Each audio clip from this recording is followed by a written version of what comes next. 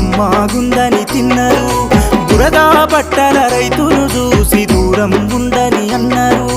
బురదా నుండి పువ్వను తీస్తే కమ్మాగుందని తిన్నరు బురదా బట్టల రైతును చూసి దూరం ఉండని అన్నారు చెమట చుక్కల సత్తువతోని పుడమి పురుడు పోసుకున్నది